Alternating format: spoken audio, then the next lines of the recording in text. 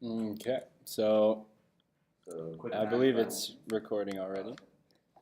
Okay, so yeah, have you guys downloaded the plugins? I'll download them right now. Yeah, so that's really like the secret. It's honestly super easy with the plugins installed. There's nothing like really special, but for the people who aren't here, you go to this website, Color made plugins for technically for GoPro, but they go into Adobe Premiere, and it allows you to do a lot of crazy stuff to your 360 footage. So assuming you guys already have those installed, you open up Premiere. You'll have to restart it if you install them while you had Premiere open. And you'll know the plugins, where the plugins are. They'll be in your video effects, and there's a GoPro VR folder once you've made them. And the one, they all do slightly different things, but the one we are using for this, for most of the effects that you guys saw in the Tiny Planet video I made, were with this GoPro VR reframe effect. So that is the essence of, like, that's the primary step. So we'll take a sample clip into Premiere. I always just drag it right in so it matches the sequence. You guys know that stuff. Put the effect on, and so you'll immediately see this change. There's a change right when you put it on. It does this default, because the default number, if you go into effect controls, it sets the field of view to 50. If you put it to 0, whoops, actually, yeah, so the default's 50. And changing this is basically how far out of like the world you want to be. So the default being at 50 makes it look like it was just shot on a regular 2D camera. That's kind of the approximation of what looks kind of normal, but it depends on the camera. And so if you're trying to go straight for the tiny planet, you can usually find kind of a magic number around like 80 or so, depending on what it is. But you can go to like 80, and then the next one to go straight into tiny planet is this pitch effect. And you just drag that until it's just about there. So then you need to probably go back, take it out a little further. And so you kind of just play around with these as if it's a normal, it basically operates the same way as any of these do, but it's just, you can't really imagine what it's going to look like until you just start playing with numbers. So this yaw effect, it's kind of confusing using more than two at the same time, because they sort of change functions. So like, for example, yaw right now just moves it like this. It changes what the center is. But once it's like this, yaw starts to, I guess it's in the roll. So if you use roll and yaw at the same time, they kind of start, I would just keep it simple and just try and do a couple at one time. Or I would adjust the yaw first, fix the center if you want to fix it, and then see, then the pitch is different. So it's kind of like you want to use two at once, and you don't really want to make it too complicated. And the rest is sort of up for experimentation. But so it's the simplest way to get into the tiny planet. What's also fun is going in the other direction. If you were to put in a negative number, it's, a lot of people call it like the rabbit hole, since it's just the opposite of the tiny planet. It's like looking at the entire world through a hole.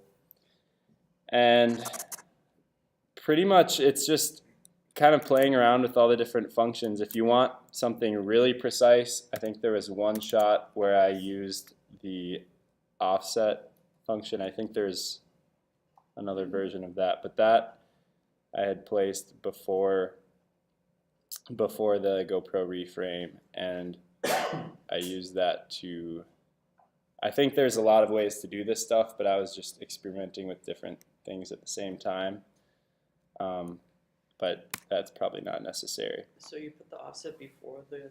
I think. Does that matter? Yeah, I think if you put it after, it interprets it afterwards. So I see. that is one thing that with any effect that you apply in Premiere, you want to recognize what's first, because if it interprets the offset before, if it offsets it and then does the reframe, then it'll work. But if it does the offset after being Yeah. So that's how you do it pretty much. But what makes it really fun is when you start doing the animations, and so that's just normal keyframing. So same as any type of keyframe, I'll have these two change. Let's start at that normal view, and we'll go into a rabbit hole. So we set these two keyframes. You can see that, and then maybe by 15 seconds in, we'll have it be a rabbit hole. So we have these two sets of keyframes.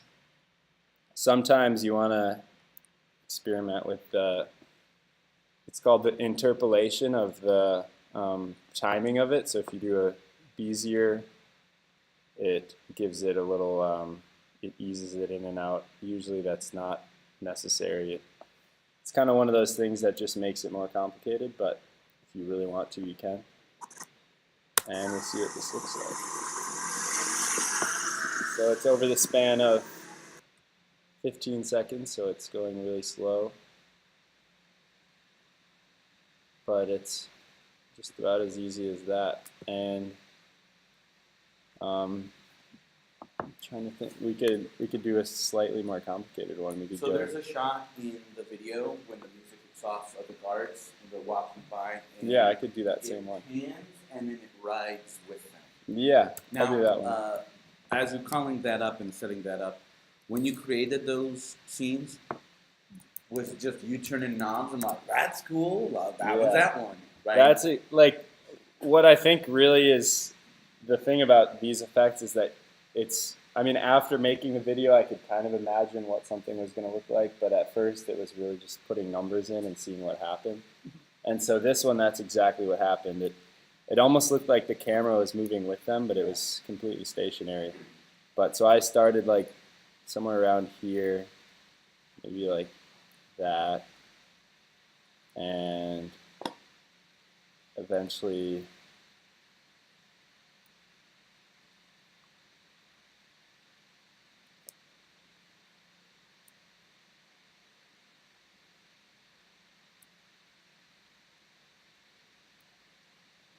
we'll spread these out. I don't know, this is probably going to look a little different, but I'll speed it up.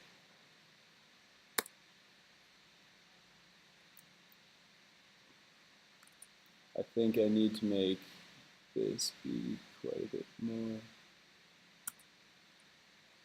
Oh, I don't know what exact, yeah, I don't know. The fact that I can't really replicate it means that I was just sort of putting in numbers, but that's really what, like, I guess also another thing I did do that I should probably talk about is that I did remove the tripod. And if you guys are doing, Let's do that on a separate one if you want.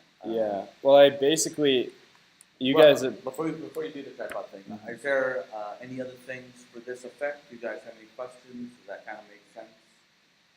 No.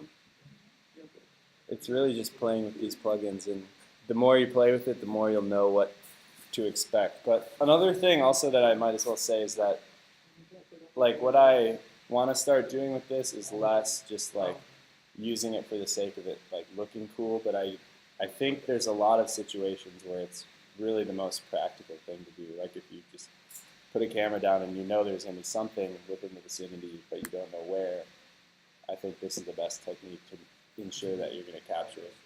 So when you're changing field of view and pitch and yaw and all those things, so a normal 360 video would be like an directional, right?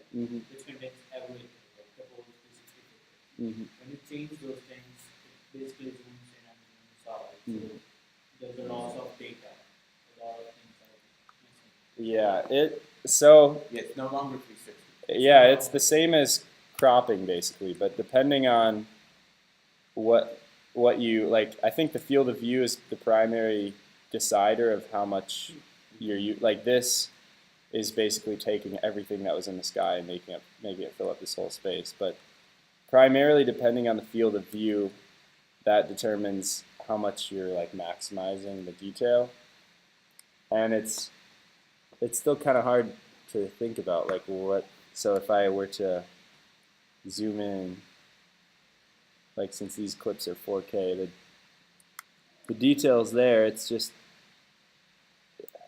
interpreting it the best way it can. I don't know. It's hard to get to the bottom of that exactly, but I know it's mostly the field of view that has to be that. GoPro created this when I met with them a while ago. They had talked about what if you use 360 to shoot everything. And it doesn't matter what your production is, whether it's 360 or not. And then in post, you crop and you create your frame. That was what their thinking was. And I was like, who would do that and why? The Insta361 does that. You can reshoot on output of 2D, but by churning the knobs and messing with them, you come up with these effects that they've used. GoPro uses in terms of like the crazy ski shot. They do flips and things like that. Messing with it. Yeah. Cool. Any other questions? Then I would say pause, stop that recording, so it doesn't get too long. You go right here, click on that stop button.